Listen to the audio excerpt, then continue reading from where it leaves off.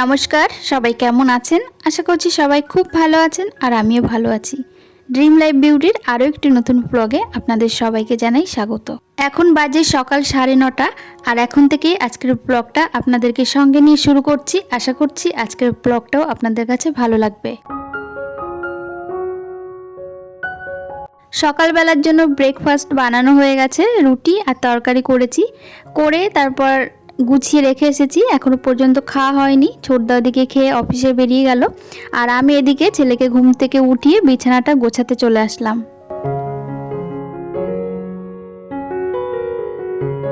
আজকে সকাল সকাল ঘুম থেকে ওঠা হয়েছে, কারণ সকাল সকাল সোনার বাবার আজকে কাজ ছিল।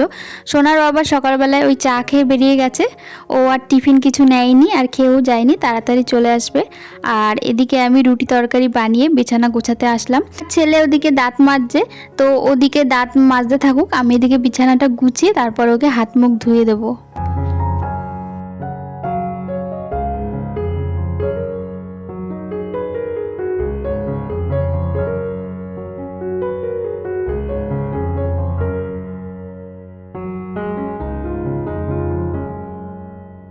আজ তো বুধবার, তো আজকে ঝড় হওয়ার কথা আছে। কলকাতার ওদিকে প্রচণ্ড পরিমাণে ঝড় বৃষ্টি হচ্ছে।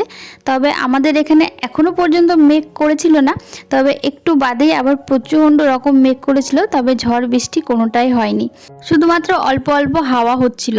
তো এদিকে তো আমার বিছানা গোছানো হয়ে গেছে, তারপর চলে আসলাম আরেকটা ঘরের বিছানা গোছাতে। দুদিন ধরে শাশুড়ি মায়ের শরীরটা অতটা ভালো নেই, জ্বর সর্দি কাশি এগুলোই হয়েছে। তো উনি ওদিকে শুয়ে আছে, তো সেই জন্য আমি ওনার বিছানাটা গুছিয়ে নিচ্ছি। আর সর্দি কাশি হওয়ার কি কারণ বলুন তো? ওই 2 ঘন্টা ধরে লাইনে দাঁড়িয়ে তারপর বড় মার দর্শন করেছিল। উনি সচরাচর যায় না ঠাকুর দেখতে, তবে সেদিন ব্যাংকে একটা কাজ ছিল, তো ছোটদা নিয়ে গেছিলো। আর ব্যাংকে কাজ করে দিনের বেলাতেই তারপর ঠাকুর দেখতে গিয়েছিল। তো দেখতে গিয়ে তো প্রচণ্ড ভিড় বড় মার কাছে। তো দিনের বেলা বলুন রাতের বেলা বলুন 24 ঘন্টায় ভীষণ রকম ভিড়। তো সেই ভিড়ের মধ্যে 2 থেকে 3 ঘন্টা দাঁড়িয়ে ঠাকুর দেখাটা কিন্তু চারটিখানি কথা না। তো ওই ভিড়ের মধ্যে বয়স্ক মানুষ দাঁড়িয়ে, তারপর মাথার উপর রোদ ছিল, মানে সমস্ত কিছু মিলিয়ে একদম মানে ঠান্ডা লেগে গেছে। তো সেই জন্য উনি শুয়ে আছে আর এদিকে আমি ওনার বিছানাটা গুছিয়ে নিলাম।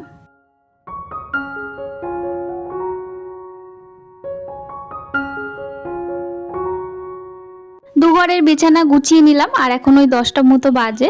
এখন সকালের খাওয়াটা খেয়ে নেবো। রুটি তরকারি তো অনেকক্ষণ আগেই বানানো হয়ে গেছে, গরম খাবার ঠান্ডা করে খাচ্ছি। যদিও বা খুব একটা খিদে পেয়েছিল না, তো সেই জন্য একটু দেরি দেরি করে খাওয়া। আর এখানে রুটি আর এদিকে আলু দিয়ে সয়াবিন দিয়ে একটা তরকারি করেছিলাম। ছেলের খাবার আর আমার খাবার একটা থালাতেই একসঙ্গে নিয়ে নিয়েছি। ওই ছেলেকে খাওয়াতে খাওয়াতে আমারও খাওয়া হয়ে যাবে। নাহলে কি বলুন তো, ওই ছেলেকে খাইয়ে আধা ঘন্টা ধরে খাওয়াবো, তারপর আবার আমি খাবো, অনেকটাই দেরি হয়ে যাবে। আর আজকে জানেন তো মাসি বাড়িতে নেই, মাসি 2-3 দিনের ছুটি নিয়েছে। তো মাসির কাজ আমার কাজ সব মিলে একসঙ্গে করতে হচ্ছে। আর এত কাজ একসঙ্গে করতে গেলে কিন্তু অনেকটাই টাইম লাগে। সেই সকাল 6টার সময় উঠেছি, এখনও পর্যন্ত 1 মিনিটও বসিনি। আর এখনও প্রচুর কাজ রয়েছে। তো সমস্ত কাজ করে গুছিয়ে ঘরে যেতে যেতে বিকাল 5টা আমার বেজে যাবে। তো যাই হোক, এদিকে বাসনগুলো সমস্ত মেজে নিয়েছি আর সকালবেলার বাসনগুলো মেজে এখানে উপুর করে দিয়েছিলাম। তো এই বাসনগুলো তো শুকিয়ে গেছে, তো সেই জন্য সমস্ত বাসনগুলো গুছিয়ে ঝুড়িতে রেখে আসবো। আর এখন যে বাসনগুলো মাজা হয়েছে তো সেগুলো আবার উপুর করে দেবো।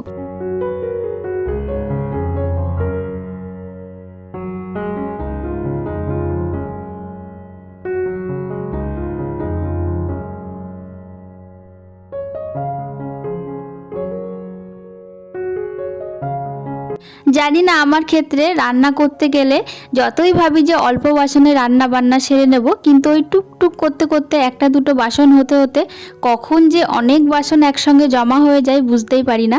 যখন সমস্ত বাসন একসঙ্গে মেজে একেবারে উপুর করা হয় তখনই বোঝা যায় যে অনেক বাসন হয়ে গেছে। আর সত্যি কথা বলতে একদম কম বাসনে রান্না বান্না করাও যায় না। এত রান্না বান্না সমস্ত কিছু তো বাসন লাগবেই বলুন। তো যাই হোক, চলুন সমস্ত বাসনগুলো উপুর করে দিই। আর একসঙ্গে চায়ের কাপগুলো মেজে নিয়েছি, সেগুলো উপুর করে রাখবো। আর বাইরে জানেন তো প্রচণ্ড মেঘ করেছে। তো সকালবেলার থেকে তো একটু একটু মেঘ করেছে, কিন্তু এখন দেখছি প্রচুর মেঘ করেছে আর হাওয়াও ছেড়েছে। আর তাড়াতাড়ি করে এখন যাব ছাদে, কারণ ছাদে অনেক শুকনো জামা কাপড় রয়েছে। আর জোরে যদি হাওয়া দেয় তাহলে কিন্তু সমস্ত জামা কাপড় একদম নিচে গিয়ে পড়বে।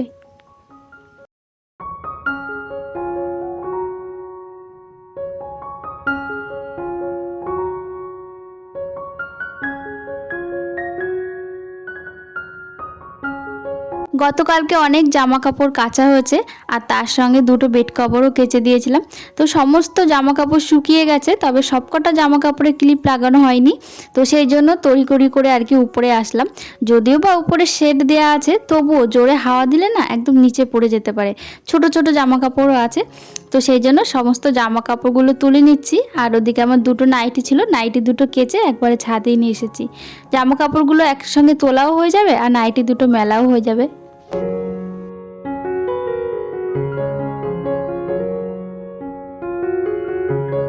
নিচে এসে ভাত বসিয়ে দিয়েছি, ভাত ওদিকে হওয়ার মুখে। আর তারপর এই যে রান্নাও চাপিয়ে দিয়েছি।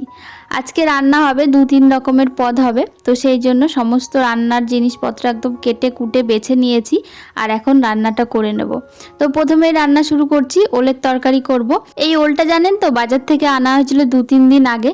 চিংড়ি মাছ দিয়ে রান্না করব বলে রেখে রেখে দিয়েছিলাম, তো চিংড়ি মাছ তো আর জুটলো না, তো সেই জন্য আজকে এমনি নিরামিষভাবেই রান্না করে নিচ্ছি। আর ওল জিনিসটা জানেন তো, ঘরে যত রাখবেন তত আস্তে আস্তে শক্ত হয়ে যাবে।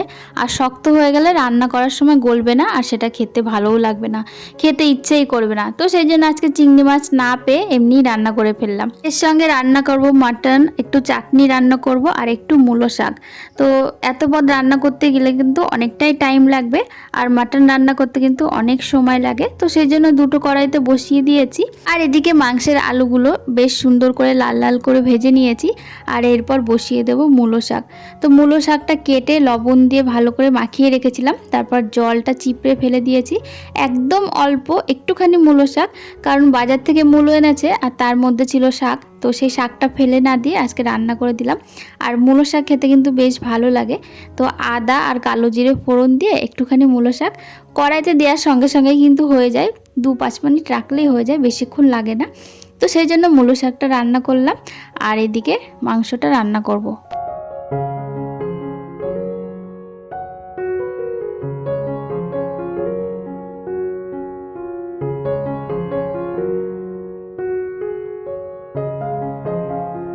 মাংসের জন্য কিন্তু কড়াইতে তেল দিয়ে পেঁয়াজটা লাল লাল করে ভেজে নিয়েছি। আর প্রায় 1 থেকে 1.5 ঘন্টা আগেই কিন্তু মাংসটা আমি ম্যারিনেট করে রেখেছিলাম টক দই সমস্ত মশলা দিয়ে।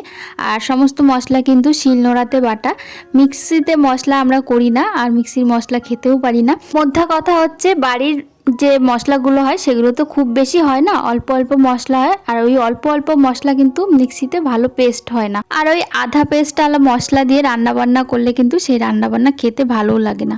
মানে কষ্ট করে রান্না টান্না করা হচ্ছে, কিন্তু সেই খেতে যদি সেরকম স্বাদ না হয় তাহলে কিন্তু মানে পুরো রান্নাটাই বৃথা হয়ে যায়। তো সেই জন্য শিলনোড়াতেই সমস্ত মশলা বেটে নিয়েছি। আর এদিকে মাংস কষাতে কষাতে আরেকটা কড়াইতে চাটনিও বসিয়ে দিয়েছি।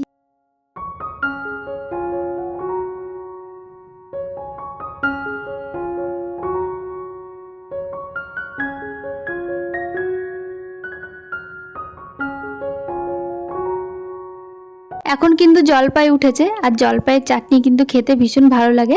আর আমাদের বাড়িতে যে কোনো চাটনি একটু ঝোল ঝোল রান্না করা হয়, কারণ আমার ছেলে ওই চাটনির ঝোল চুমুক দিতে যে কি ভালোবাসে। মানে আমার ছেলে বলে না, বাড়ির সবাই মানে ঝোল ঝোল চাটনি খেতে ভীষণ পছন্দ করে। টমেটো চাটনি হলে আলাদা কথা, সেই চাটনি তো আর ঝোল ঝোল বানানো যায় না। তবে আমের চাটনি হলে, জলপাইয়ের চাটনি হলে বা চালতার চাটনি হলে ঝোলঝোলই বানানো হয়। তো যাই হোক, এদিকে মাংসটা আমার প্রায় কষানো হয়েই গেছে, আর একপাশে গরম জল বসিয়ে দিয়েছি। তো খুব ভালো করে মাংসটা কষিয়েছি, আর এদিকে তেলও ছেড়ে দিয়েছে। এবার প্রেসার কুকারে বসিয়ে দেবো।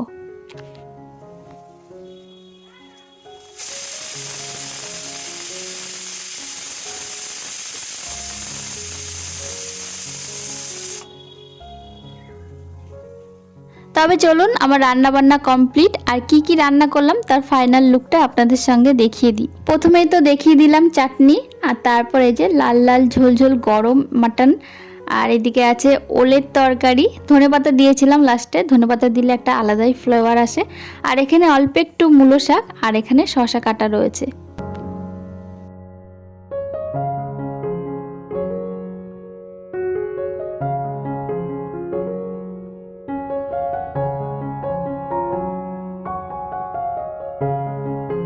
স্নান করে পুজো করতে চলে এসেছি। তো ঘরে আমার পুজো দেওয়া হয়ে গেছে, আর এখন তুলসী তলায় জল ফুল দেব।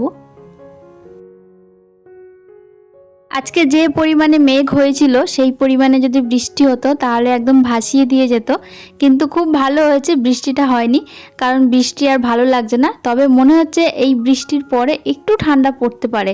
এখনও পর্যন্ত তো ঠান্ডা পড়েনি, সেই গরম আছে, সেই গরম এখনও ঘাম হচ্ছে শরীর দিয়ে, কিন্তু মনে হয় এই ঝড় বৃষ্টির পরে একটু ঠান্ডা পড়তে পারে।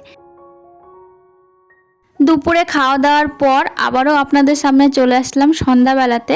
ছেলেকে এখন পড়তে পাঠাবো, আর এখনও পর্যন্ত ওর বাজি ফাটানো শেষ হচ্ছে না। তো কালী পুজোতে তো প্রচুর বাজি ফাটিয়েছে, তো এখনও কিছুটা রয়ে গেছে, তো সেগুলোই এখন ফাটিয়ে যাচ্ছে। আর আমাদের বাড়ির পাশে আজকে হবে বাউল গান। গতকালকে হয়েছিল অর্কেস্ট্রার, তো এসছিলাম দেখতে, আর আজকেও হচ্ছে বাউল গান, তো দেখতে এসছি। আর আজকের বাউল গানটা খুব ভালো হয়েছিল। ইনি গত বছর গান গেয়ে গেছিলো, সবার এত ভালো লেগেছিল যে এবছরও ওনাকেই ডাকা হয়েছে। তবে চলুন আজকের ব্লগ এখানেই শেষ করছি। আজকের ব্লগটা আপনাদের কাছে কেমন লাগলো অবশ্যই কমেন্টের মাধ্যমে জানাবেন।